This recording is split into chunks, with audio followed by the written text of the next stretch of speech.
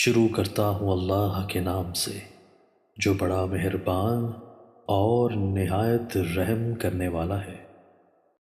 حضرت عمر بن خطاب رضی اللہ تعالیٰ عنہ سے روایت ہے کہ آپ نے اپنے امراء کے نام خط لکھا کہ میرے نزدیک تمہارا سب سے اہم کام نماز ہے۔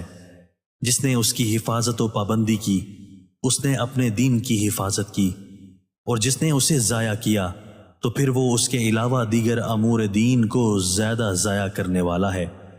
پھر آپ نے لکھا کہ نماز ظہر کا وقت یہ ہے کہ سایہ ایک ہاتھ ہو، اور یہ اس وقت تک رہتا ہے کہ تم میں سے ہر ایک کا سایہ اس آدمی کے سائے کے برابر ہو جائے۔ اور نماز عصر کا وقت یہ ہے کہ سورج بلند، سفید اور چمکدار ہو، اور اتنا وقت ہو کہ سوار غروب آفتاب سے پہلے 2 یا 3 فرسخ تقریباً 10 یا 15 کلومیٹر کے فاصلہ طے کر سکے۔ اور نماز مغرب کا وقت وہ ہے جو سورج غروب ہو جائے، اور نماز عشاء کا وقت شفق ختم ہو جانے سے شروع ہوتا ہے اور تہائی رات تک رہتا ہے۔ پس جو شخص سو جائے تو اللہ کرے اس کی آنکھ کو آرام حاصل نہ ہو، جو شخص سو جائے تو اس کی آنکھ کو آرام حاصل نہ ہو، جو سو جائے تو اللہ کرے اس کی آنکھ کو آرام حاصل نہ ہو۔